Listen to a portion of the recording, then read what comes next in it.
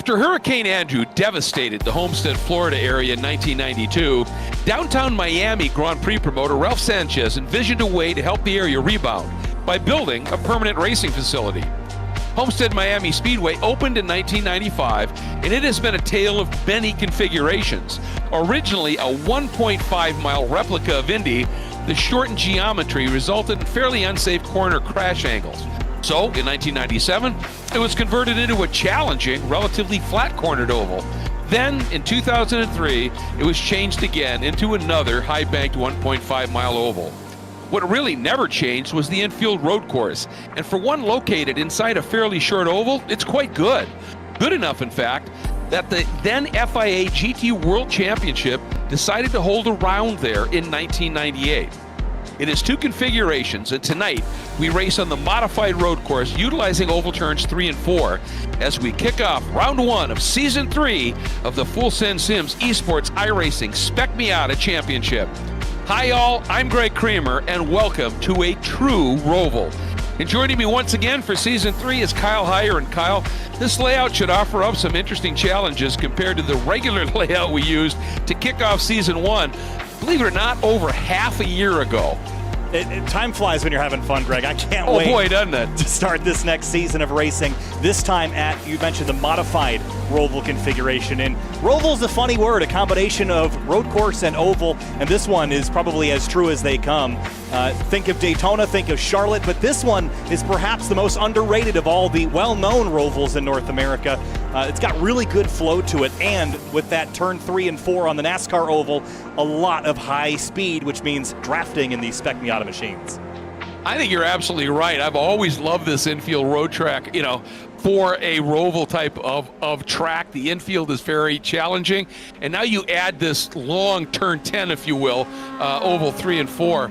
It just changes the dynamic, although I will miss running that really fast turn 10 and 11, dropping down off of the backstretch. But as you said, this is something that just presents a little bit of a different challenge, and I'm looking forward to the racing.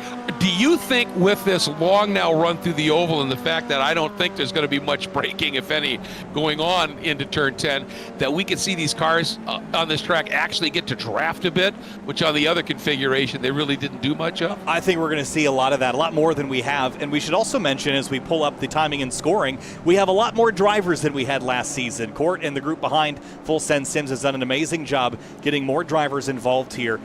We have almost 30, I think, by my count. Ticker would fill up there at 30 at the bottom. So that's a huge field. And with big fields, Greg, comes pack racing. So absolutely, I think we're going to see some drafting. But everybody will be chasing this driver. Morgan Burkhardt rocking a new livery this week with PRG on the side of it. Got a teammate behind him, and that of the 108 of Jordan Rickson-Greeny. I think he's still going to be the one to beat, and he's up half a second here in practice, or qualifying. Yeah, Jordan was the quickest, one of the quickest during practice as well. So he's continuing that form he showed, particularly the latter half of last season. So, yeah, these two guys, it's going to be interesting to see. You still can't count out Nicholas Rice-Puto, obviously, there in that red number 15. We got some other names that are showing some speed as well, and we'll talk about that in just a second here. But we should, for people that really, haven't been too up to date on what's unfolding with this third season, some big changes, Kyle. One, the number of events jumps to 10, but now you have 2 drops. So if you've got a weekend or a week where you just can't quite get and make a race, you can drop one and still be in the championship. I think that's really great. I think so too. I always advocate for drop racing or drop races in a sim racing environment where you've got real racing to deal with or you've got something else going on. It gives you an opportunity to have a mulligan or two as well, and that brings the aggression level up, which is always fun. So some changes, and the races are a little shorter, 20 minutes instead of 25, so that's going to ramp up the excitement as well. So I think all that aside, we're going to be done in 60 minutes. That's how quick this is going to go tonight from start to finish. I can't wait for it. Speaking of Jordan Rickson-Greeny, by the way, Greg, some big news in his camp. He's running now in the Toyota GR Cup Series as well, so some great opportunities have come his way, and we're just so glad to have him here. Cool. And obviously tie in Celine Roland, who's here tonight as well, who still competes in the MX5 Championship here in North America. So lots of racers amongst the sim racers here as well tonight. Yeah, this is going to be really, really, I think, a lot of fun. I think the season's going to be epic, because of some of these changes. And also, the schedule is sort of modeling, if there's a big SCCA race that many of the drivers that are part of this championship will be racing in person at the actual event, we're going to be running that track the week before their event, on the Tuesday before the event. So I think they've really, Court and the gang have really done a superb job of saying, what can we do to not just make this fun racing, but also to make this really a valuable tool for real world racers. Well, speaking of valuable tool and getting the most for your money, there's Court Schmidt right now with a helmet on, and he's got his gloves on and everything too. And I guess if you're going to simulate the real thing, you might as well go all the way. I think that's an absolutely great idea as we hop on board with him here. And, again, Full Send Sims is the title sponsor, and Court, the visionary who came up with this series. And obviously, we've talked about it, but he has extensive background in military sims and also is a real-world racer. And Full Send Sims builds custom turnkey racing simulators with both real-world racing and sim training in mind. And they have trackside rentals for sims. They've got a mobile unit. We'll talk all about that. But, basically their motto is practice makes podium. And they have seen that. We've seen it with drivers who have spent some time on Full Send Sims going into the real world and finding their actual lap times getting quicker and quicker. So got to be pretty impressed with everything that Court and Full Send Sims is doing. Beans Forrester working really hard with him as well on this. Yeah, and speaking of Beans Forrester, he's up on top of the board right now here in qualifying at a 137.711, so up by 71 thousandths over Morgan Burkhardt. You mentioned some new names. One of them that we immediately caught on with was Camden Hibbett in the 132, up to sixth place right now. Yeah, that Sparkle livery there. And, he was really quick in practice, and he continues to be right up, knocking on the door of the top 5 here. So great to see that, obviously, and really good. It's nice to have Olivier Piatek back with us.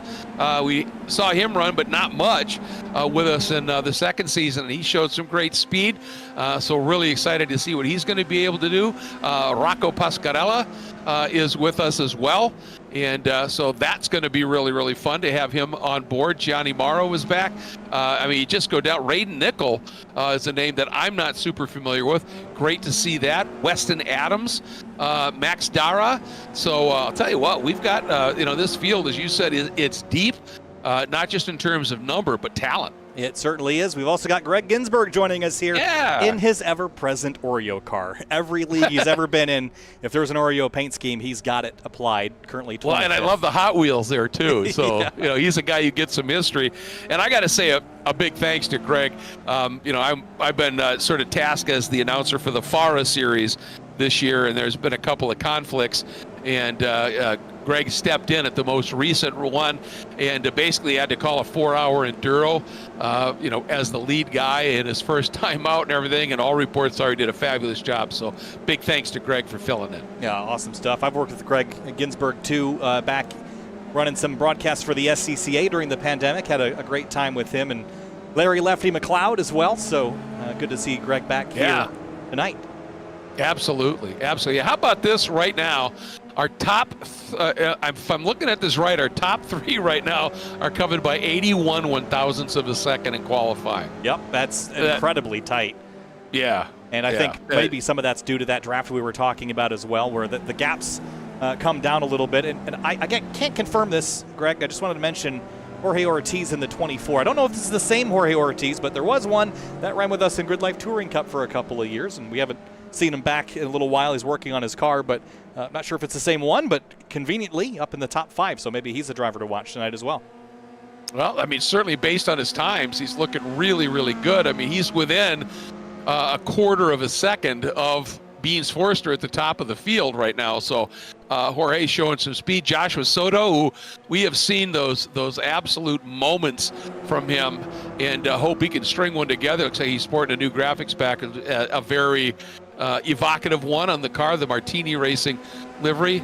We know what he's up to. Skip Brock is back with us, and Skip was, I hope he can string together just a one race weekend here without any undue drama that's not his fault, because he has shown some great pace. Yeah, Skip Brock joining us on the cameras as well. There's a couple other drivers that we should note. Camden Hibbett is one of them that's joined us on camera as well. Like his rig, nice dark room so he can focus. And qualifying is completed. You see his frustration. He was on a quick lap.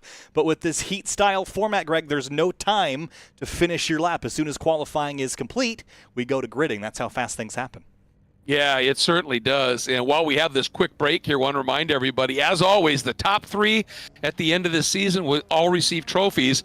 And the first place will also receive a direct drive wheelbase, P2, another set of load cell pedals, all of these from Fanatec, by the way. And the third spot will get that choice of an H-pattern sequential shifter or a 2-year iRacing paid subscription. And a note, once again, FSS admins and instructors are eligible for trophies, but not sim hardware, and no repeat winners for the hardware. So just because you're not in the top 3, don't just decide not to get after it, especially with drops now, because you could still end up getting some really, really nice hardware. And again, a huge thanks. They've come back again, Kyle, and how awesome is it to have the kind of support we have from our presenting sponsors in 3P Logistics. Huge thank you to Frank Rodriguez, the owner of 3P Logistics, and to Rob Greenwood, the owner of Final Turn Motorsports, our other presenting sponsor. They just do incredible stuff at the racetrack, and they have stepped on board and do incredible stuff to help us keep this series on the top of things. Do want to remind everybody, too, there are one-on-one instructional sessions that are available. All I have to do is go to fullsendsims.com, so if you're struggling a little bit, check it out. And we're going to talk during the break about some of the Full Send Sims racing schools. They're pre-scheduled this year, so we can fill you in on what's happening there, Kyle. Looks like we're off and away on the pace lap. Yeah, a little bit of bumper cars there as we get pulled away. It's a big field, right? We got 29 cars, and we'll roll through the grid here in just a moment, Greg, but it has been a long time coming to get this many drivers in here, and it's exciting to see 15 rows of race cars. Let's roll things off. I'll start with the top 10. Kicking things off on pole is Beans Forster in the number 23. Morgan Burkhardt, the previous champion, rolls off in second place. Then it's Nicholas Rice-Budo and Jordan Rick-Singrini sharing row number 2. In row 3, it's Jorge Ortiz in the number 24, and Joshua Soto in the 77 starts 6th. Then Skip Brock Jr. and Camden Hibbett in 7th and 8th. And then in row 5, Celine Roland and Caleb Patry start 9th and 10th, Greg. All right, in 11th, it's going to be Max Schweid and Olivier Piatek. Then starting in the 13th spot, Jordan Butler and Levi Canup. That's the 14th starter.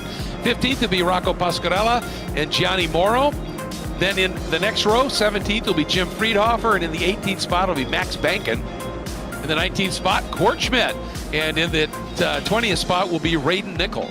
And in 21st place, it's Caleb Pocock in the number 6. Dave Brown starts 22nd in the number 19. Luis Malares starts 23rd in the number 8. Rich Green 24th in the number 22. Greg Ginsburg starts 25th in the number 7. Max Dara starts 26th in the number 11 car. Then it's Wayne Buttermore and Nate Burke that start 27th and 28th. And Weston Adams will bring up the rear of the grid. Did not get a lap in qualifying, so we'll start at the tail of the field.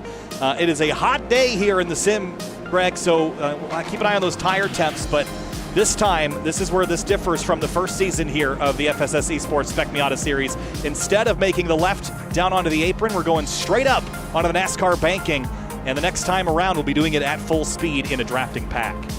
Yeah, and it's going to be fascinating, isn't it? Will you be able to run an outside line and not lose time because you're running a little bit higher distance? You know, if you're in a much more high-powered car, that's doable. Will it work here? It's sure going to be fascinating. But I think coming out of Oval 4 here, or the exit of what I'm calling 10B, if you will, to see moves made coming to the line, I think is going to be absolutely fascinating. And the top speeds you're going to be carrying down to turn 1 could be much quicker than usual. And so turn 1 and 2 could be tricky. We're ready for Season 3, Spec Miata, Esports, iRacing for Full Set Sims. We're green. And a really even start here as they head to the line. Beans on the inside, Morgan on the outside here. Down into turn 1 we go. Still side by side up front. Are they going to try and go through turn 3 side by side? That's difficult to do. It's so far up and into that third corner here, Kyle. And now from the outside, Burkhardt sweeps into the lead. Yeah, Burkhardt's got it for now, but Beans, Forster, Rice-Buto, Rixingrini, and more still locked in a fight for second on back. Nice clean run through turn number 1. Everyone did a good job. There's a spin. Rocco Pasquarello loops it around at the exit of turn 3. Hold those brakes. Hit the brakes, buddy. There you go. Just in time, Greg, as we make our way down towards turn number 6. That's the only casualty so far is Rocco Pasquarello. Yeah, and Jorge Ortiz in the number 24, that purple car, got a nice jump, snuck in front of Jordan Rixingrini, and so he's really impressing here in the early going. Rixingrini all over him right now, and still some side by each there, back in the pack just a little bit. I think I see Celine Roland right there as well, and Camden Hibbett. You can see on the screen there and see that serious focus here. Big, and a touch there. I think that was just somebody braked a little harder than expected. And a couple of people floating wide there. It's getting crazy out there. A little bit of contact. Max Schweid having an internet-related issue as well. Olivier Piatek is one of the cars involved in that shunt on the pace lap. Got some nose damage, and that will hurt him here on the banking. You need to have your car as slippery as possible, and any indentations on the nose are going to slow you down. So he'll have to tuck in line here as we head up onto the banking for the first time. There's your leader, Burkhardt. And you see Forster and Rice-Buto already working together in a tandem. Yeah, and you make a good point with that oval section now. That damage on the front is going to really come into play potentially. And the way you can null that out is just get in behind another car, so you let that draft sort of negate that big wall of air here. Ooh, it looked like Jorge Ortiz floated a little wide down in turn 2. And a big lurid slide there as well. Yeah, Jorge got a little bit wide there. I think Rixingrini may have been able to knife down underneath. Couple of cars struggling there as well. Jim Friedhofer there in the red and black Mazda dropping a couple of spots too. Yeah, he was one of the cars that went off into the grass there on the first run into turn 1 at speed. Pretty different when you're coming in there on the initial start versus at speed on that first lap doing north of 125 miles an hour. Contact, and Rixingrini goes around off the bumper of Jorge Ortiz. Yeah, it almost looked like they just got wheels at the wrong spot, and it brought Rixingrini up in the air just a little bit. Take another look at it here. Yeah, just got down in there, and yeah, you're right. Yeah. Just caught wheel left front to right rear and sent Rixingrini around all the way down to 25th place, and let's hope that his car isn't too damaged. Looks all right. I mean, all things considered, but driving straight at least. Got a little bit of a stripe there on the nose, but he's getting after it here, and he's got work to do now. And this was a guy who had huge success near the end of season 2, won a couple of pretty impressive awards, and now he's got work to do, because I think he could be a real championship contender. That's not how you want to start a weekend off, though. No, certainly not. There's Max Schweid and Caleb Patry nose to tail, and Johnny Morrow and Court Schmidt trading spots here on the banking. You see a lot of that. If a driver's willing to let you by, they'll just kind of ride up the banking, and you'll slide up underneath, and they'll drop right back in line. It's almost NASCAR tactics that you're going to see here tonight. And all this draft has kept Morgan Burkhardt in touch with Beans Forster here. He's not been able to run away, at least not yet. Yeah, and Rice-Buto has run them down and is stuck right now onto the back of Beans in that mostly black full-send Sims entry there.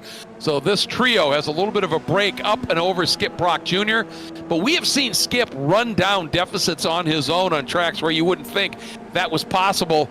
And how impressive is Celine Roland here, up there right into the top 5. He has been flying. Yeah, we haven't really seen the success that we'd expect out of Celine in seasons past. He's always had pace, but couldn't really get through the first couple of laps when there was all the dramas around him. But so far, 9th to 5th, so a really strong start, and he's running down Skip Brock Jr.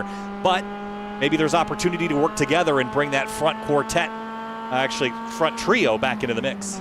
Yeah, absolutely. I think Caleb Patry also just got around to Max Schweid. Caleb made a nice move, and no, hasn't been able to get it done yet. They have, look at this, they've been literally side by side for most of this infield. They still are right there. Caleb, a little overlap. I think there was a little tap there, and I'll tell you what, the guy behind him, Camden Hibbett, is using this double draft, and look at the damage to the back of Patry. Obviously, well, both he and Schweid got some wrinkles in the back there, and Camden, beautiful draft move to get underneath Schweid. Yeah, thankfully the rear ends of these cars isn't all that aerodynamically important, but they've definitely had some cars in the back of them before. I wonder how much of that is very aggressive bump drafts as well to try to carry speed. If you don't plan that connection just right, it can kind of tear up the back of these cars. They're not running iRacing's new damage model as well, so in some ways less forgiving with that front to rear contact that would you'd come to expect in a race like this.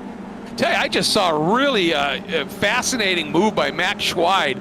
He suddenly popped up the banking and squared one up a little bit and got a heck of a run down into turn 2. Of course, you're going to have to be well alongside before that's going to pay off at any point. But whoop, and a problem there for Ginsburg. Yeah, Greg Ginsburg goes around and someone else following him into the off-track area. Here's a look at it. See what happened to Ginsburg. And, I think he's going to get contact from behind Friedhofer. Yeah, just a tap, and that's enough. Ooh. Bounced off Levi Knupp in the 31. Oh, that's a shame. So Ginsburg now, it's tracking okay, but he's definitely got damage to that left front corner here. And oh boy, already with some of the action that has been happening back in the pack, our 3 leaders are coming up in some traffic. Yeah, some traffic to consider as well. Long straightaways here, so I don't expect it to be a huge point of contention. But if you don't catch them on the straightaway, you're going to have to deal with them in the infield section, and that's a very different story. And they are running, running a little bit quicker than Celine Roland and Skip Brock Jr. in 4th, as Forster having some connectivity problems as well. Yeah, but boy, did he get a bit of a tow here. And you can see that Morgan sort of exiting lower on the track than he might otherwise to just make sure that Beans didn't get a nose underneath. Now the swing down into turn 2. So easy to overrun this corner. And I did that on a track day that I was attending and having some fun. And had that happen when I got a much better run through turn 1 than I had previously, and just shot right off the outside of 2. So it is easy to do down there.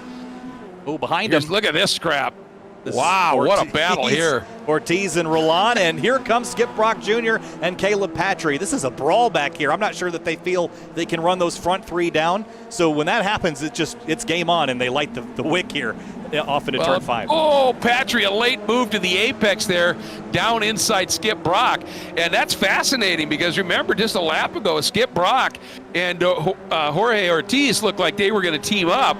But these guys behind him, Patry, Soto, Schweid, those guys have run that group down. So, yeah, this is a 6-7 car war right now. Whoa, big lunge from behind Soto. That's Schweid, and he just takes it. Late on the brakes using the ABS. And now Soto gives him a shot leaving the corner as Brock Jr. and Caleb Patry scrap for 6th place now. And Brock wisely pops right up, gets into that draft here, and we'll see if Schweid and Soto, look at Soto, he wants the move. Schweid keeps dropping down to try and defend on it, but Soto had enough of a bit of overlap to be able to force his way through. Now Schweid, once he comes through, I was going to say he better drop down there, or Camden Hibbett was going to be coming after him as well. Good look back there at newcomer Camden Hibbett. Already a great addition to this championship. And look at the toe, thought about it, pops out. Now, is he going to try and square it? He does. Oh, look at this, the 98. Schweid way down deep. Man, he made that work, got through on Soto, but it cost him exit speed, didn't it? And it cost the 77 as well. Camden Hibbett will take both spots away. Tell you what, Schweid's been really brave on the brakes, but it's paid off for him a handful of times, so that's why he keeps doing it. And now they're working through some traffic, but here comes Soto with a run out of the corner, and they're side by side again. This is a fierce battle, Greg.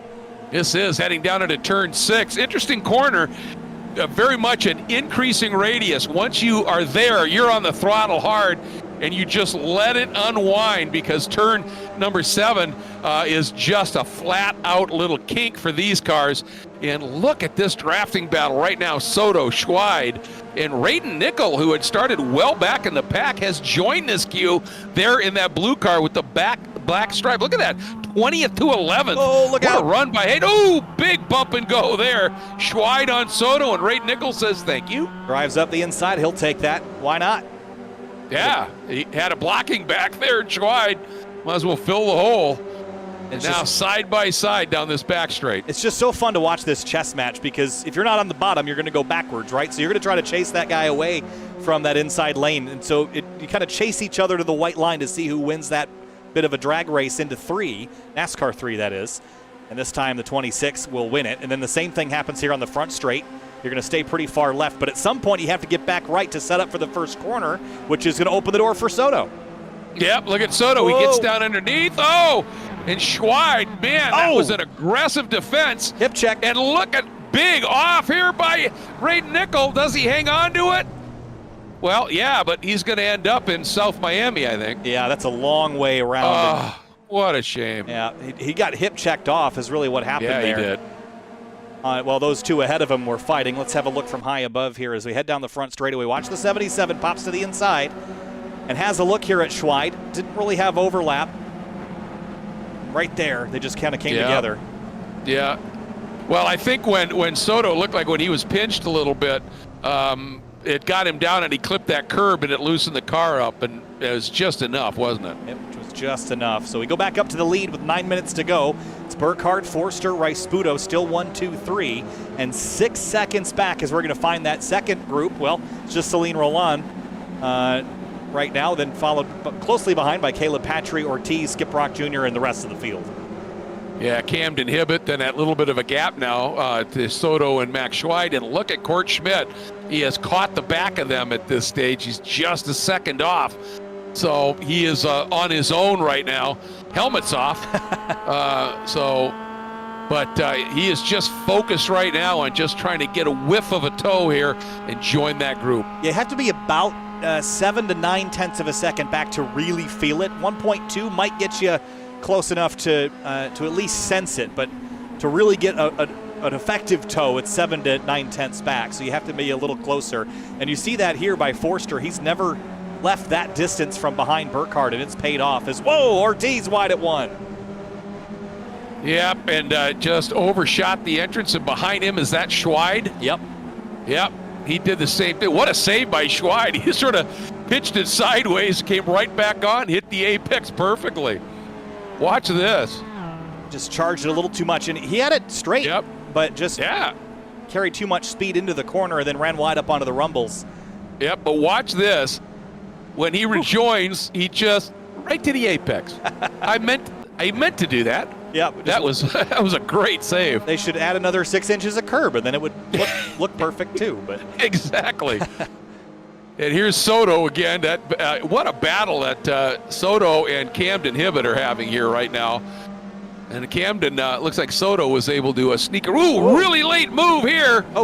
That's the 24 of Ortiz. Yep, and he took that and muscled his way by. His supposed teammate in the Sparco car up the road, Camden Hibbett, is right there. So 7th and 8th together on track. Wow, was that a super aggressive move on the brakes and got it done. And meanwhile, up to Skip Brock here, and there's Camden we were talking about. This is a blanket covered right here. Patry, Ortiz, and Brock at this stage. And Soto and Ortiz are back at it because Ortiz is on the apron and looks like he might be heading to pit lane. So, oh boy, which admittedly is an easier entry on this layout than it is on the previous layout we used here, the A configuration. That pit lane entry is very weird. Yeah, that 12, 13, 14 pit lane entrance is about as serpentine and nasty as it gets. But boy, this battle up front, speaking of the proverbial blanket, these guys have just been glued together. Got to ask you, Kyle, right now, do you think Burkhardt is preserving tire a little bit? This place is notoriously brutal on tires. Is he saving a little something, and are we going to see? We've seen him do it before. You get down the last 5 minutes, and suddenly he just starts to eke away. Well, absolutely. I think Forster's saving something here, but I think more than tires, he's saving Nicholas Rice-Sputo, because these two can draft by Morgan Burkhardt.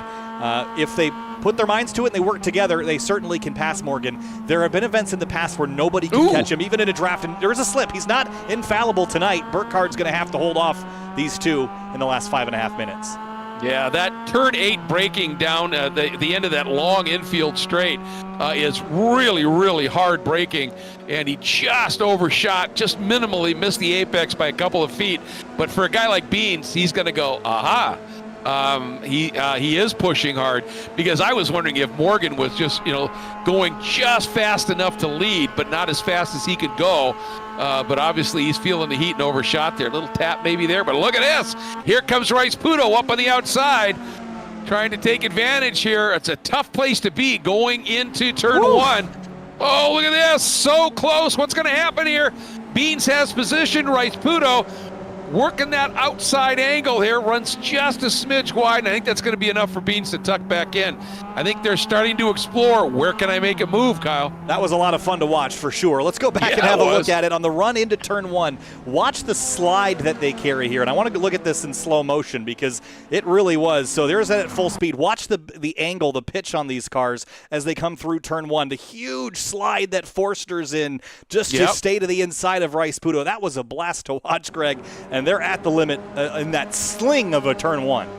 Yeah, it was like watching late models on a dirt oval, wasn't it? It was. Okay, small ones, but yeah, that was really, really cool, just pitching it in there. And everybody's like, right now we're into about 4 minutes to go, and with the lap times, there's probably 3 laps to go. Yeah, they're all exploring right now. What can we do? And here is a good battle with Skip Brock, and Soto is coming up. And just ahead of them, Hibbett as well, so still in the drafting range for these guys here. And there's a lap car, then Caleb Patry. That's top 5, just 1.9 seconds clear of them, so opportunity awaits.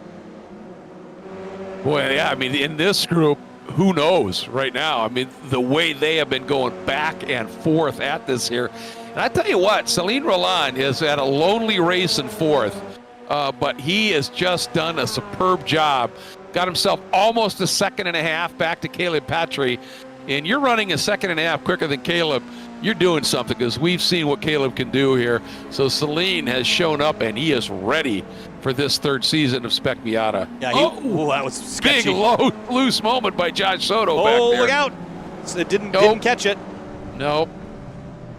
Oh, what a shame. Yeah. And he'll lose a bunch of spots in the process. But you're right about Celine Roland. He's gone to work. I mentioned last season the starts of races were a challenge just to stay out of everyone else's trouble. Let's see the 0-0. Max Bankin. He's going to run a little wide here at 1. This has been the trouble spot tonight. Calamity Corner for sure. Not sure what's different. Go ahead. Yeah, I think what it is, Kyle, is turn 2. You're coming into turn 1 so much faster when you're using the oval. Yep.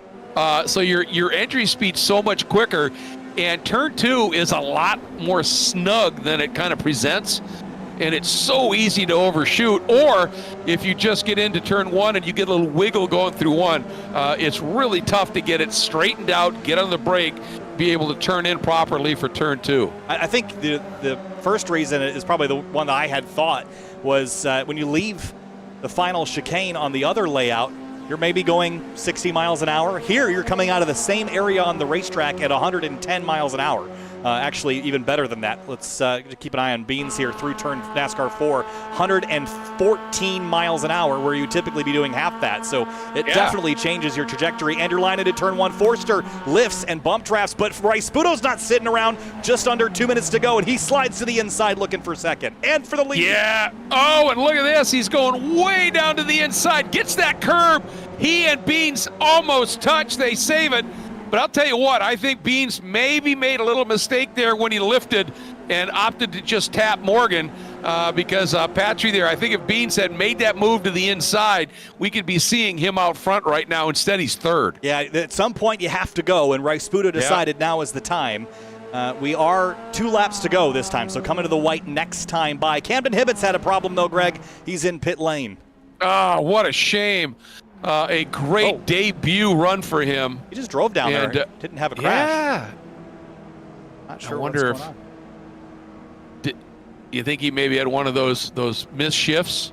Engine's still running, so I'm not exactly sure That's strange. What's going on. But shifting our focus back to the lead, Rice-Puto's next lap and a half is now going to be running Burkhardt back down. He might need the assistance of Forster to make the pass, and with what he just did to Forster, I'm not sure that they're going to be totally on the same wavelength there. I think Forster might be a little frustrated that he didn't plan that a bit more, but here we go. Well, and I agree with you, but I think that that Burkhardt overran turn 8.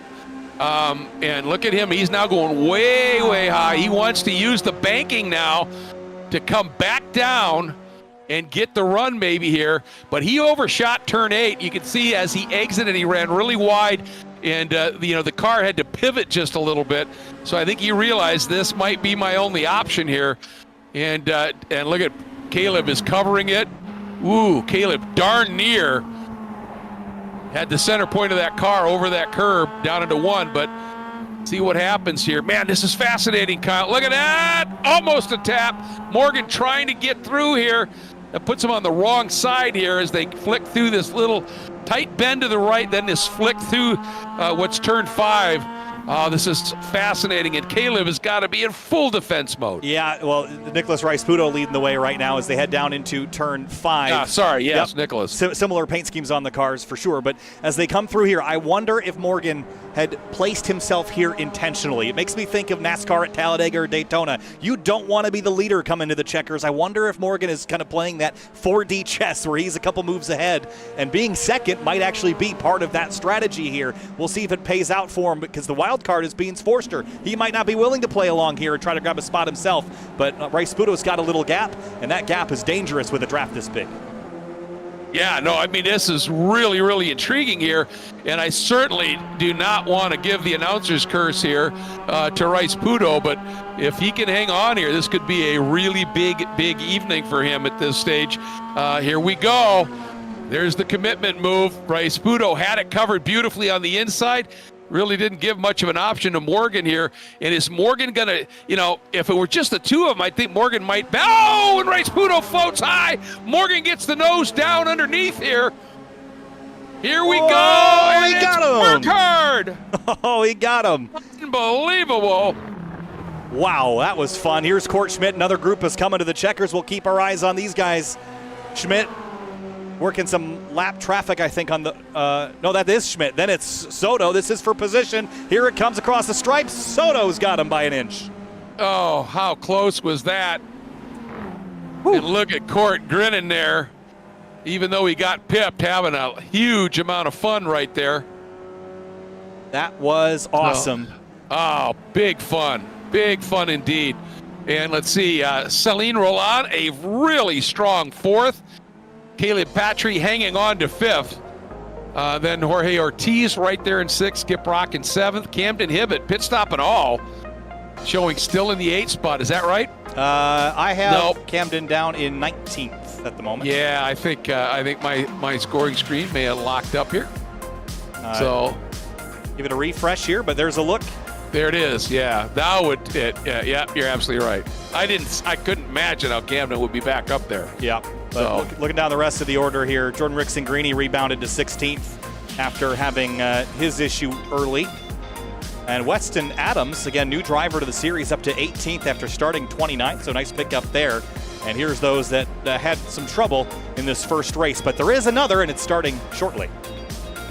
Yeah, they turn around in a hurry, don't they? They really do. I wanted to go point out something I saw on the last lap here. If I've got, I'm not going to have time until the session ticks over right now, but I'm going to look at it now that the session's turned over. I want you to watch the taillights on the leader here, on Rice-Puto's car, as he leaves the hairpin right after here. Watch this. Right there.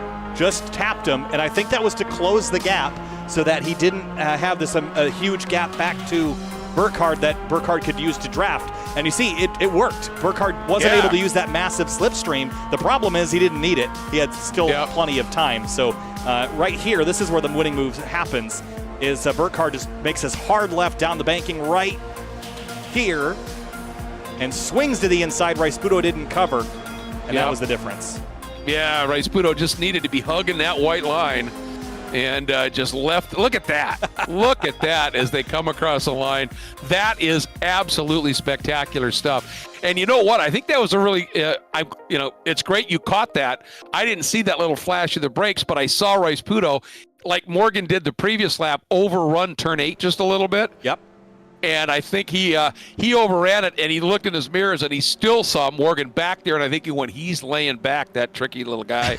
And I think you're absolutely right. He tapped the brake so that Morgan couldn't get a run. Great catch, man. Yeah. And great race. That was a lot of fun. I can't wait for the second one now, especially with drivers having kind of learned the situation down at turn 2. Now that they've kind of got some laps under their belt. But we've got 3 minutes to kind of catch our breaths, and then we're going to get to do it all over again before we talk to a couple of our winners before the night is out. So 3 minutes of warm-up here, Greg. What we learned in race 1 is that the draft is important, but you can outdrive it. We did see the field split up quite a bit. but I think it's going to be a little closer now. I will commend the entire field on a great clean turn 1 and 2, which I was not expecting given the challenges here at this track. Yeah, exactly. And I think, that was absolutely, paramount to be able to get this one going. We had the odd offs here and there. No big, no wrecks or anything, a little bit of side, by side. And the like, but no big wrecks. And the one thing here is there's, it's weird because there's spots of this track that feel very much like a street course, down the run from 5 through 6, 7, and 8. But other spots, 1, 2, and the like, huge amounts of runoff. And so, where the problem areas are, they do give them the opportunity not to get caught out in stuff. Hey, I wanted to just get back to something. We talked about that Full Send Sims will offer, once again, one-on-one instructional sessions. And you can book them if you're struggling a little bit and you want Beans Forrester, Morgan Burkhardt, Conrad Chachik, that level of driver to help you out just a little bit. Well, all you have to do is go to fullsendsims.com and sign up for one. Also, the racing schools are back, and I think this is going to be really cool because of how we're kind of mirroring the SCCA national schedule and some other key events. The schools are, whenever they have a school, any league members are free to join the class. If you're not a league member, you could pay to get in. Those who are struggling a little bit or find themselves banging out too many fenders, as they say, might want to check it out. Next driver school is going to be August 17th, so it's coming up this Thursday at Barber. And, of course, the next race we're going to run is Barber. So you might want to check that one out, especially if you struggle a little bit at Barber. We've got them at Road America, Daytona, Watkins Glen, and Sebring are going to have them, so we'll be continuing to point them out. The Road America School, August 31. So put those on your calendar if you want. And also do remember that Full Send Sims has released their new sim rig model called the Pro Ultimate Rig. Triple screen setup, 49-inch center monitor, side monitors, 34-inch fourth top monitor for telemetry, track data, maps. Just check it all out at Full Send Sims and take a look at some of the remarkable sim equipment that Court Schmidt and the Full Send Sims folks are continuing to create here, Kyle. Well, thanks for that, Greg. And, there's some really neat stuff that Full Send Sims has. And speaking from someone that lives in a one-bedroom apartment in Chicago, I've got a sim here. You can make it work. It certainly becomes a piece of furniture, and that's why I would recommend going with a turnkey setup like Full Send Sims, just so you have less cobbling together to do. Because I recently rearranged my living room to be a little more feng shui, and my sim does not really fit here. So it would be nice if it was all contained in one piece instead of a bunch of different pieces. But having a lot of fun with it. I imagine it's a little tough if you want, if your feng shui is directional, you want everything facing east. It's tough to get that sim to do that. But my observation here would be to have the sim as part of a one-bedroom apartment probably helps a lot to be a bachelor. Yes, or a single person. It's only possible because of that, I would imagine. Otherwise, it would be in a basement that I don't have. So exactly. All good stuff. And honestly, I think you mentioned the sim with triple screens and a fourth monitor up top. It sounds like overkill, but I promise I'm a believer in the triples thing or virtual reality. But having that surround experience is really what sells the effect of sim racing to me. And having a fourth monitor up top. Well, you're saying you got 3 other ones. What are you going to use the fourth for? Well, when you got all 3 showing the racetrack and the race car, you need something else to have up your Discord or your browser or YouTube or whatever else you got going on. So 4 really is kind of the minimum for doing a full surround setup. So all good stuff that Court and Full Send Sims have considered. Yeah, having that wraparound, that brings it so much more into the realm of feeling real, and that's the whole. I think that's the whole dynamic and the whole mission from Full Send Sims. As we said, practice makes podium. And, obviously they're there for fun. But, they've got a mobile sim unit that you can check in with them. They can bring to any event. During the Miami Grand Prix weekend, they were set up at the Concours Club. And they had sims there for guests. So, they're serious about their sims, whether it's for pure entertainment or for actual race training. Here's a look at your starting lineup on the left-hand side of the screen. It is your finishing order, so we won't go over the entire thing, but just for reference, there it is on the left. And Celine Roland, Greg, for the very strong start that he had, did not grid for this second race. So you see him fourth, but no timing associated with them. And then Nate Burke and Raiden Nickel also did not join for this second race of the night. That's a bummer. Yeah, it's especially, I mean, Raiden, you know, we had went from 20th to 11th when he had whatever the issue was. So he had a phenomenal run going here.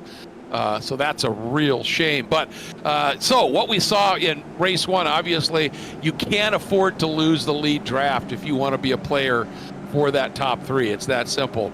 And you know, if you're that far back, you can still get into your own absolutely good scraps. And what I was alluding to for Nicholas was if he won, it would be his first win.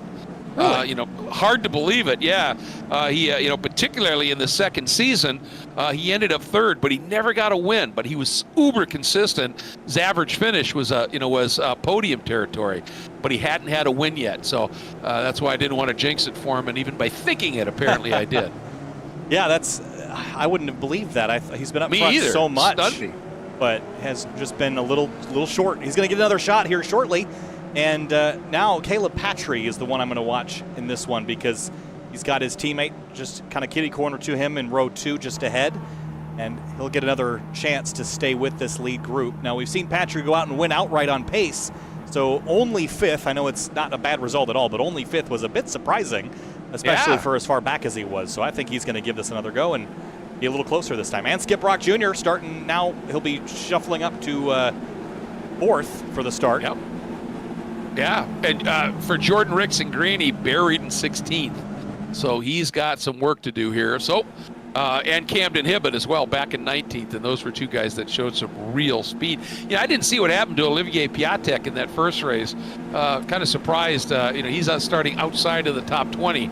So he must have been one of those guys maybe that had an off because he's quick too. So he was one of the drivers that got involved in the pace lap collision and came down pit lane to repair. So that's what it was. What that's all about. Here we go, Greg. Time to go green. There it flies, and they fan out immediately. But you can see right there Burkhardt with Rice Puto on his right shoulder. As they head down through turn 1, a little wiggle there by Burkhardt, got that inside curb. Everybody giving everybody, well, at least at the front, a little bit of room. Look at this, 4 abreast as soon as we get back into the pack a little bit. They exit turn 2, 3 abreast. Here we go. And we always seem to have one on the opening lap that has a moment, and we have. That's Josh Soto that has gone around. Oh, man. So he's going to have some work to do. That's you know, spinning out on the first lap really stinks because everybody's going to pass you. You can't get any opportunity to pull back into traffic and away. So look at this mess. There's the 95 of Rocco Pasquarella into turn 6. He's got Olivier Piatek with him. But all in all, again, pretty clean start, all things considered. Yeah, Jorge Ortiz back in the pack as well because he had that moment in that first race too. Started 14th, I think, or at least he's 14th now. So a lot of work to do up front. There it is, Burkhardt. It's Burkhardt, then Rice Puto, then Beans Forrester, but it's the same 3. 6. Whoa. Caleb Pocock off at the hairpin. And this is a helpless feeling. Oh, yeah. Nice job by Caleb. Saw those cars coming and just threw it in reverse. Look at, backed it up in a big hurry. Again, once again, Caleb now is, I was just going to say, Caleb has not been able to stick with these top 3. He's got Brock behind him. And Court Schmidt up in 6th, having a tremendous run here. Yeah, this is a great start. Up 2 spots on the initial launch here as we watch the battle for second place get hot once again, and it's for the lead. Here comes Rice Puto. He's not waiting around for anybody this time. Down into turn 1 and into turn 2. Oh, Burkhardt got on the bumpy stuff on the outside. We saw the wiggle, and he's off course with 2 tires. Dropped it, and that's going to give that big moment for all of them. Look at right now, Patry, he's gone through as well. Brock is there, so just that fast. We have what, a 6-car battle for the front here right now. And then we go back just a little bit. There's Max Schweid, Johnny Morrow, Max Bankin having added as well. And Camden Hibbett has been rocketing through the field. He and Rickson Greeny and Jorge Ortiz have come up 10th, 11th, and 12th already. Bankin took a swipe at Schweid, and Schweid's off on corner exit. Rickson Greeny on a recovery drive. Oh, there's a car turned around behind him. It's Rich Green. And again, everyone trying to scatter around him. Did a nice job, the little concrete pad to spin the car around. Nice job, Rich, yeah. Great job there. Bankin and Schweid, they've been going at it for half a lap. They were this furious in the first race at times too here. So some pretty intense racing unfolding here right now. Those two teammates, Ortiz and Hibbett, in absolute lockstep right now behind Jordan Rixengrini. See if they work together here. Maybe they push and shove. Maybe they stay in line. But we can watch the draft sort of formulate. You see now that aerodynamic push or pull that they're feeling. Look at the 24 sneaking underneath Rixengrini out of NASCAR turn 4, and he got there. Yeah, he's got that overlap, but now it's just a matter of he gets so pinched down in there that everybody giving each other just enough room. Camden, whoa, what a move by Camden Hibbett. He set that up to absolute perfection. Those two guys were duking it out, floated in early, and as a result sort of skated out wide, and Camden squared up. That is the move of the weekends, or the evening so far. What a move. And while all that was happening, this was what was going on for the lead. Patry and Forster giving Rice Sputo a run for his money here. Boy, I'll tell you what, Rice Sputo looks like he's cutting turn 1 so big, but I guess what the iRacing rule, as long as the center line is right, it's not going to be an issue, right? But it looks like he's inside the curb almost. Yeah, I don't actually think there's a track limit there in iRacing, as far as I can remember. I have to look at it again here closer, but I don't think. I mean, look at that. He's totally inside that curb. I think because the wall's there, a car width off, I don't know that iRacing would enforce that. They have to tag the areas that they want to be considered an off-track. It's not an automated thing based on curbing, so it can vary from location to location and track to track and corner to corner, and that might be one place where the wall is considered the limit. If you hit it, you're out of bounds.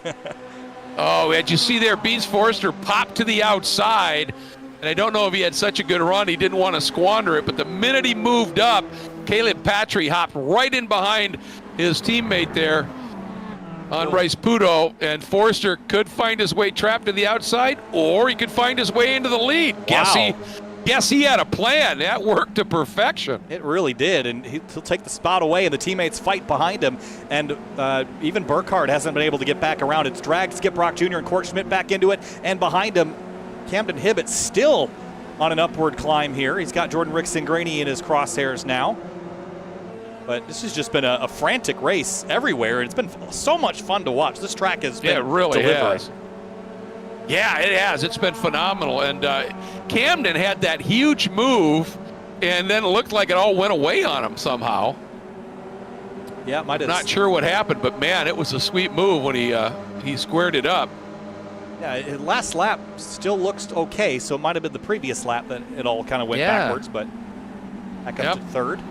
And Olivier Piatek, who was way deep in the field, is up to 12th. So great drive coming for the number 62 here. And, a little tap there. Max Bankin taking the spot, and then it's kind of sliding up and ahead of the 62 on corner exit. All that said, the lead has been a lot more volatile now. When Burkhardt was out front, he's fast enough that he kind of tows everybody along, and right now it seems like no one can really lead with that much authority, and so they keep swapping positions like this back and forth every lap. Yep, Beans opened the wheel up, and Rice Sputo squared up and went underneath. And look behind, Patry and Burkhardt were looking to make a move here, but tell you what, Beans, the 23! Too much. I was just going to say, he really has speed on that outside line, but that time, just a tick too much, off he goes. And it's so unforgiving there. Once you make that mistake, it's already 100 feet past where you can fix it. So, too late. And Beans regains behind Court Schmidt. But now, Skip Brock. I had said I'd love to see what he can do when he doesn't get caught out in something. And right now, he has settled in with all of that's going on. He is locked into this battle for fourth, and this group of four might well be able to tick away here while Beans and Court Schmidt go to war here. Court's going to fight hard. These guys are really close friends as well, and Court, I'm sure, would like nothing better than to beat Beans, and same thing for Beans here. Yeah, I think Court and Beans, they both know the scenario here. This front quartet is still going to fight. Every time they fight, they're going to slow each other down. So we saw Beans lift and fall in behind Court. So long as Court is on a pace that is reasonably good enough to catch the leaders with assistance from Beans, I think Beans will sit here in 6th and push him along to try to close that gap. The second they start losing time, my dancing partner, I'm going to the dance alone. Right, and I think that Court might say, look, Beans is certainly quick. I mean, he qualified up on that front row. If I'm not making it up, let Beans go by, tuck in behind him, and then they'll both go a little bit quicker. And Patry running a little wide there. I thought for a moment that Morgan Burkhardt might tuck down underneath, but he just slots right back in here. It's just a late move by Patry. Down to the inside of Rice-Puto. And he's there, but Rice-Puto has the position going into 4. Side by side, and look at Morgan taking advantage of it up to the inside. He is into 2nd. He got a run. Does he look to the inside here? I don't think he wants to lead. I think he could have popped to the inside and done something down into 6th, Kyle, and said, nope, I don't want to be there just yet. Yeah, a little friendly fire between the teammates, and that allowed Burkhardt to split the difference.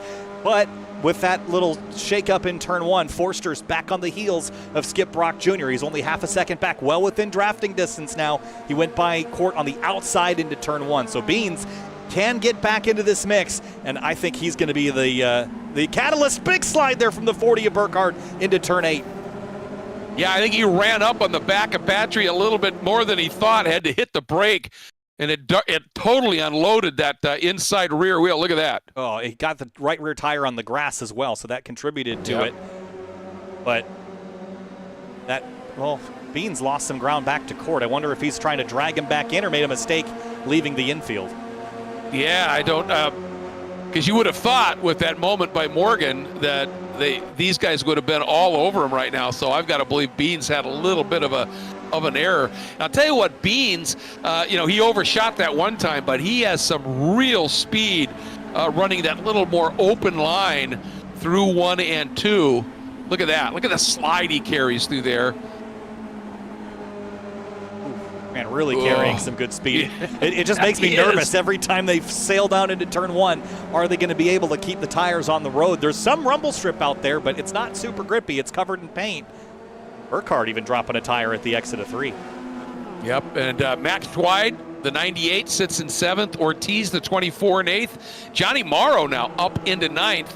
And Camden Hibbett now has cracked that top 10. What a drive through the field for him at this point. Yeah, 18th. We're looking at Rickson Greeny has dropped way, way back. So, and Olivier Piatek as well after that great drive for him. So problems for some of the guys that were really showing some great speed here. Yeah, Rickson Greeny dropped to pit lane. Here's Morrow on Ortiz into the hairpin here, turn 8. All behind Max Schweid. Ooh, that's really tight through there. I'll tell you what, credit to her tomorrow because Ortiz hung tight around the outside and Morrow could have easily just drifted into him, and he didn't, but it slowed them both up, and here comes Camden Hibbett. That was second of those purple cars. Yeah, he's...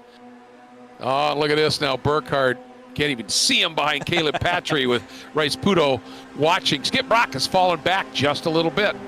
Yeah, and I'm surprised that Forster wasn't able to take advantage of that opportunity. Here's Burkhardt to the inside at 1. Didn't have overlap, so he'll tuck in behind. But again, this lead is kind of getting stretched out. And I'm also noting lap times, Greg. Best lap for Caleb Patry, a 37.7. His last lap, a 38.7. And I wonder if that's tire wear that they're dealing with, or tire temperature at the very least, as Jorge Ortiz has gone around at turn 1, and here is what happened. Ooh, he was way off. Ooh, yep. Was there contact here with the 20? Yes.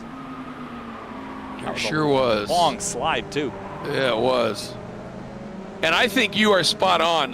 This track is known to be absolutely brutal on tires and in the real world, and I know iRacing sims that incredibly well. And these guys have been fighting so hard up front. Oh, no! Engine exploded. Who was it? That was Burkhardt. Oh, our double defending season champion after winning race 1, is going to get nothing in race 2. I saw that too. Oh, man. You just hear it there. Just boom, and it's gone. Yep. Just you over rev it, and this damage. Oh, I thought it was just a little bit over a long time, but I heard the misshift. Wonder if we can see on the dashboard here on the left. Watch it, 4.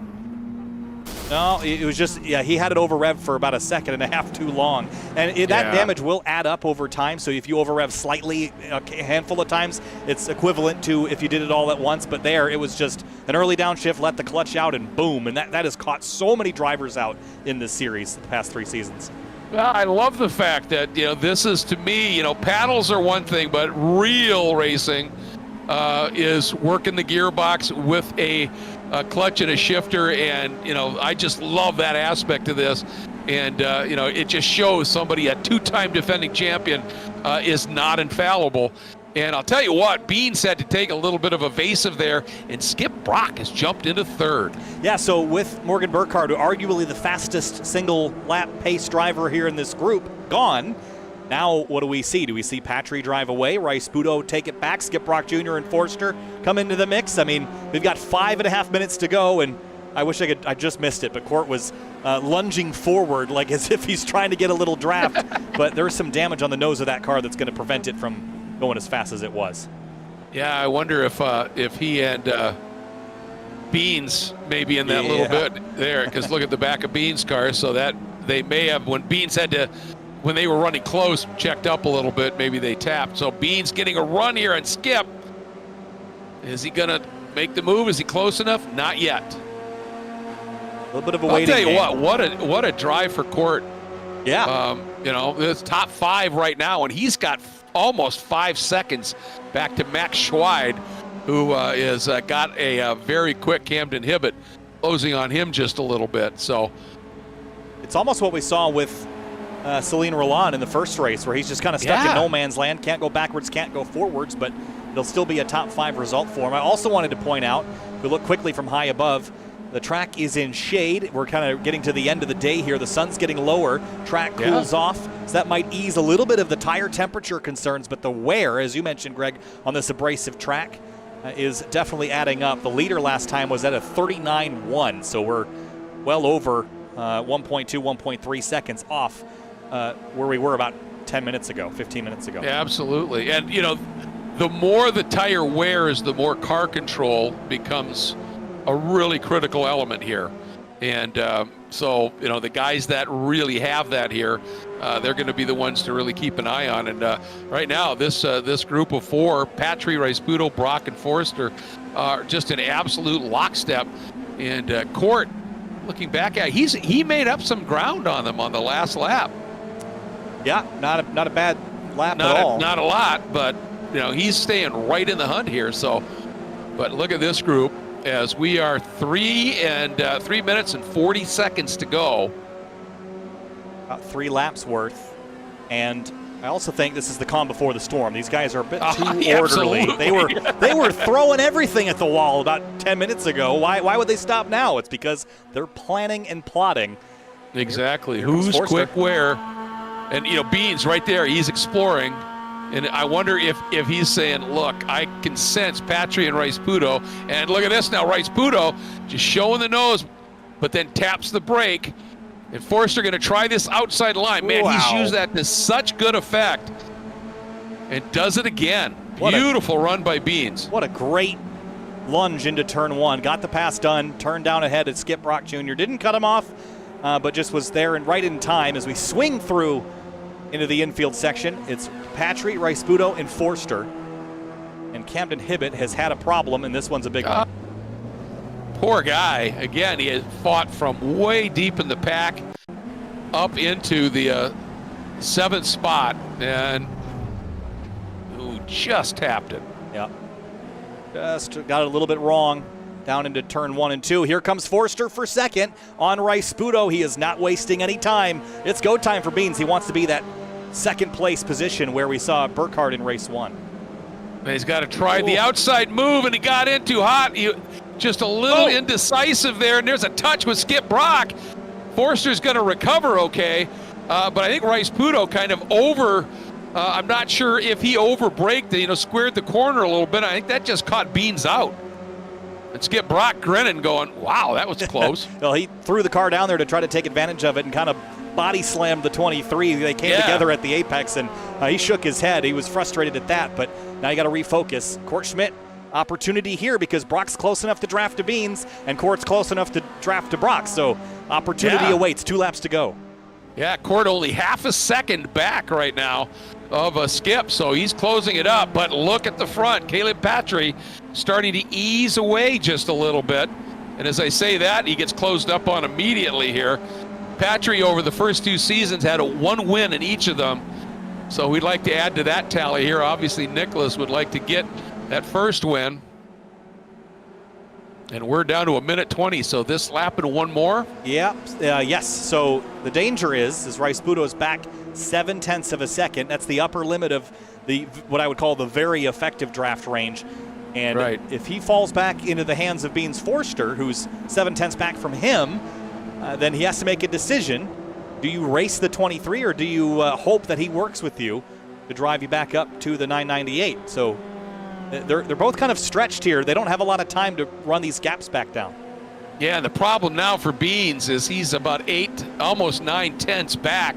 So unless these guys up front make some sort of a little mistake, I'm not sure that Beans is going to be in there. And he actually just overran that turn 8 just a little bit here.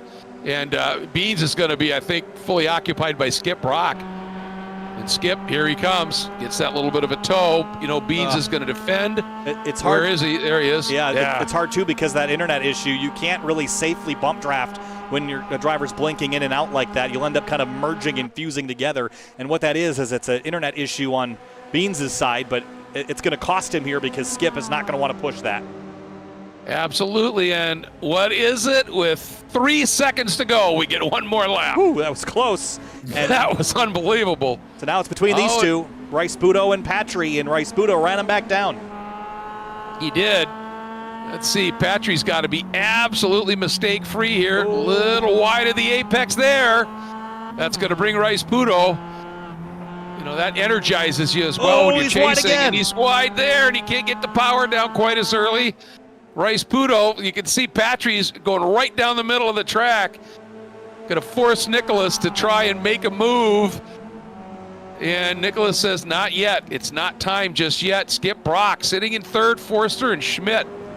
And how long do you wait? Battle for that last podium spot. Yeah, I know. This is intriguing, isn't it? You've got no one behind you, no pressure behind, so you've got opportunity. Now, he lost the last race while leading. He's got Caleb right where he wants him. And he saw how effective Morgan's pass was. He didn't even initiate that till the exit of NASCAR 4. So he's got time and opportunity. See that gap growing. That's going to hurt Patry because that slingshot effect is very real. Oh, yeah. You could be too close for the draft to be able to do much, but I think Rice Pudo's in a really good spot. And what he's going to have to figure out is, if Patry goes high, how can I get low and vice versa? And right now, here he comes. When does that really? Here it is. Here he comes. Here it is. Oh, what's he going to do? He's going to pop to the outside. Was it too early? Here we go. It's an absolute drag race. Patry, Rice Pudo, Patry. Yes, Patry by 14 thousandths of a second. Unbelievable. Rice Pudo played now. And did Court Schmidt get through on Beans? Yes, by 34 thousandths of a second. Wow. Unbelievable. Skip Brock grabs a podium. Court Schmidt, a 4th place, beating 2-time, what do they call him, vice champion in Europe, 2nd place in the points, Beans. And those two guys work very closely together with Full Send Sims. And Court's going to relish that. Take a look at this again. This is the battle for the lead coming to the stripe. Rice Pudo waited just a little bit too long. There's the difference, 14 thousandths. And then here's the battle to the stripe between Court and Beans. And he had a great run. He had a fabulous run. I'd like to see, thank you, because look how far back he was. A long ways back. And I think Beans also has some front end damage. So does Court, but the damage doesn't really matter when you're following in the draft and swing to the outside lane and just drove right on by. What I think hurt Beans there, if you go back to the exit of of 4. He makes this little move when Court starts to come up on his shoulder. And just right, watch for it here. Here comes Court. He starts to swing. Right there. Yep. Beans made that little move, and it pinched him, and I think it just, these cars are so close that just scrubbed just enough momentum. That was a thrilling night of racing, Greg. That was a lot of fun. Here's a look at your race results for race 2. Let's try that again. There we are. Caleb Patry by 14 thousandths of a second. Bryce Budo, Brock, Kortschmidt, Beans Forster, Schweid, Ortiz, Morrow, Butler, and Bankin. We didn't really mention Jordan Butler at all, but that's a nice run. 9th place for the 72. Yeah, it is. It certainly is. And Bankin as well, up into the top 10. Really, really impressive there. And just so you know it, folks, the margin between Court and Beans was 34 one-thousandths of a second. So incredibly close here. Caleb Pocock, pretty good run for him. Greg Ginsburg up into 12th. Nicely done there. Weston Adams, who really struggled in that first race, top 15. So what a fight back for him. Yeah, nice run there. And here's some drivers that had some trouble. Camden Hibbett out in 19th place. That's a bummer. Had such a good night going, but it's Joshua Soto, Morgan Burkhardt, of course, with that engine expiring. Jordan Rick-Singrini, Celine Roland. There's a big list of drivers that just did not have a great race that time around. And I'll tell you what, I mean, obviously really impressed as we've talked about with Hibbett, but Raiden Nickel, the race that he had in that first one, I hope we see both of those guys back because Raiden showed something there, and I really hate that he had a problem that forced him to stop as well. But I'll tell you what, along with our regulars here, we got some newbies that are going to make this an incredibly fascinating season. We just hope they all come back and keep the party going for 9 more rounds. Yeah, here's Skip Brock Jr. finished 3rd place in race number 2. Skip, that was a fun one. Didn't quite have an opportunity to steal a win away from Caleb or Nicholas, but you were there slicing and dicing for a lot of that race with Kortschmidt behind you and Beans as well. Take us through your race tonight. Yeah, I tried to avoid too much slicing and dicing. I was just playing it really safe, especially in the first race. I got 8 penalty points. You get a penalty of 12. And so I had to be really careful in that first race. And then in the second race, I just decided to stay behind that pack that they were so fast. I knew I could fight with them, but what's the point? I can just stay in their draft and hope they take each other out. And I just played it safe and pretty much it paid off. I think I probably should have battled Beans a little harder when he caught back up to me. But we got together. I think it was just a racing incident. I haven't looked back at it. But it went pretty well. I can't complain. Yeah, and Skip, when you guys got together there in 8, we had you on camera there, and you had this grin. You knew you were in an absolutely great battle. But, I've been saying for the first 2 seasons that we've seen the speed. You just seem to, be in the wrong spot at the wrong time sometimes and get involved in stuff that's not of your doing. And I said, when he gets just a clean race, he's going to be there. And, man, you made me look good today. And I always appreciate that. Great podium, and nice to see you up there, man. You belong there. Yeah, I want to give a shout out. I was so sad to see that Braden Nickel left. I was just battling with him at Road Atlanta in real life in Spec Miata. He's a really, really fast Spec Miata driver. I hope to see him show up to some more league races because he's really quick, really nice guy. And also Olivier Piatek. He's an OPM teammate, and he's got an OPM livery on his car. So it was really cool to see him there. He actually gave me a draft for my qualifying lap. So shout out to those guys. It was a lot of fun seeing them. Yeah, and I mean, they were really, really quick along with Camden Hibbett. They're great additions, and we love to see them come back as well. But again, congratulations. Podium for Skip Brock, man. Well done. Thank you. Thank you. Moving on now to Nicholas Rice-Spudo, who was 2nd place in this race and in the first one. Missed it by that much tonight. I couldn't believe you hadn't won a race yet here in the FSS Esports Spec Miata Series, but came up short by 14 thousandths in that second race. Take us through your night in those battles to the end. Man, I got robbed at the line both times. It was a lot of fun, though. I actually do have a win at Road America last season. Right. You did? I got one. Yeah. It didn't show up in our stats, so our bad. Yeah, I was racing Patrick to the line there, too. So, yeah. Huh. Yeah, well, anyway, I mean, just to see it so close, both times, and, with that run through the oval section here, the draft becomes a serious deal here. Anything looking back on it now that you think you could have done differently? Because it's so tough to defend. I could have hung up high maybe and then tried to shoot to the inside like Morgan, but I figured he was going to try and cover off the inside, so I just went for it. Yeah, and Kyle caught, notice one time coming out of 8, it looked like you just dipped the brake for a second to eliminate some of that gap to nullify some of the run you can get in the draft. Is that part of the game you have to play here? Yeah, the first race I did that because I wasn't sure how Morgan was going to play it, but we did a little bit of practice last night, and you can, if you have enough of a gap, you can get it to the line. So that's why I tried to make that as small as possible. No, it made perfect sense. Kyle caught it. It was great. And sorry about, forgetting that you had that win. Again, both of us were looking at the stats going, yeah, there's no way he didn't have a win. So, but I'll tell you, you're going to be there for this season. Always a treat to watch you race, man. Thanks, guys. Thanks for the commentary. It's awesome. Thank you. Have a good night.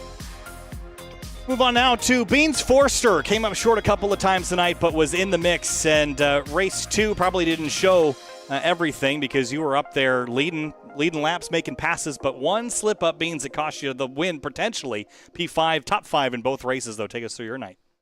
Yeah, that hairpin is just my kryptonite for Homestead. I always feel like I can brake so late on it, but when I do, I start engaging that ABS. And this car, once you start getting into that ABS, it just likes to push, and you don't really slow it down as efficiently as you should. Went a little too deep, went to go cut back, and I saw Skip's roll cage popping up through my driver's side window, and a little bit of net code happened, bent my steering throughout the rest of the race. Oh, man, so that explains what happened late. But, you had that off down in turn 2, but the laps prior to that and even the laps after that, you were running a noticeably a little bit wider arc through there, and man, you were carrying some immense speed relative to the other guys. Did you find something there?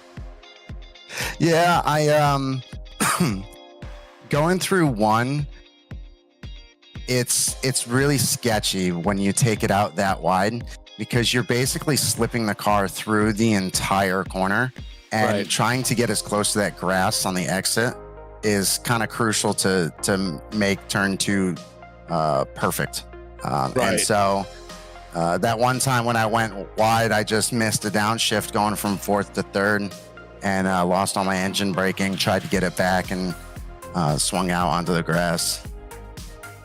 Yeah, but I mean, every other time you were so quick through there. That outside pass that you made there was just absolutely superb. I got to tell you, I'm guessing that the next time you're riding with Court somewhere, he's going to really be in your ear about finishing in front of you, bud. It's funny because he was just telling me last week that he's going to try and beat me, and sure enough, I gave it to him. But I mean, a little bit of a handicap. He kind of needs it sometimes. Ooh, all right. The just gauntlet. I know you are, bud. I know you are. You're having good fun. But yeah, big fun. Always fun to watch your run, Beans. Yeah, it's great having you guys here back again for season 3, and it's awesome having a almost 30 car turnout for race 1 this season. Hopefully, we can try and keep it up, get some good battles going. Yeah, but we were pumping the schools in the broadcast, so hopefully we'll bring you some numbers there. Yeah, awesome, guys. Thanks.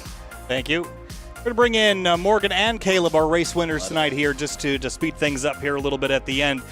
Morgan, we'll start with you. Winner again in race number 1, but race 2, things went a little south on you in the transmission department. Yeah, race 1 was a lot of fun. I wasn't really sure how it was gonna go, but I think it was Nick, Beans, and I got kind of separated ourselves out in a little 3-car pack at the start, and kind of just ran like that the whole race. And I was like contemplating as we're getting down to like 7-8 minutes to go that these guys are just gonna keep pushing me, and I'm just going to be a sitting duck at the end. So I was contemplating how do I want to kind of let Nick through or let Beans through without losing too much time. That it ended up working out all right. But yeah, no, race 2, I just got too greedy on the downshift going into the hairpin. I figured out a kind of strategy to really woe these cars down if you need to, and I just missed it by a little bit, over revved it, and just a couple ammo. Overloaded. Yeah. But I'll tell you what, that move for the win in the first race, and I saw you doing it, and I thought he's climbing the bank. He's going to use the banking to help bring him down and gain a little bit of speed. Man, it worked to perfection. Yeah, no, it was. I was thinking about how that worked all race, and I knew if I slide up the banking a little bit, I can kind of get a little bit of a side draft and not pass him, and then keep a little bit of draft when I come down.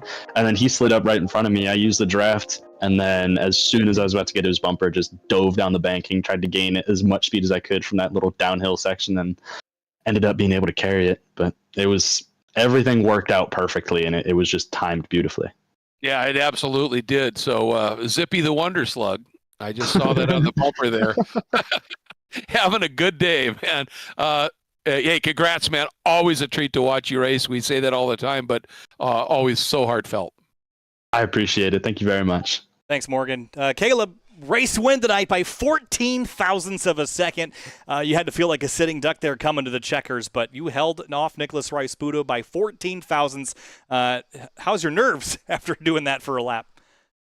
I mean, I was pretty nerve-wracking knowing that he'd have about half the oval to try and draft by me there that last lap, but I just did what I could to get, or not screw up that final corner and just get a good run out, and then kind of just pray that I would end up in front, that he wouldn't get a good enough run. But yeah, he got there, and it was a drag race to the line, but thankfully I came out like a bumper ahead.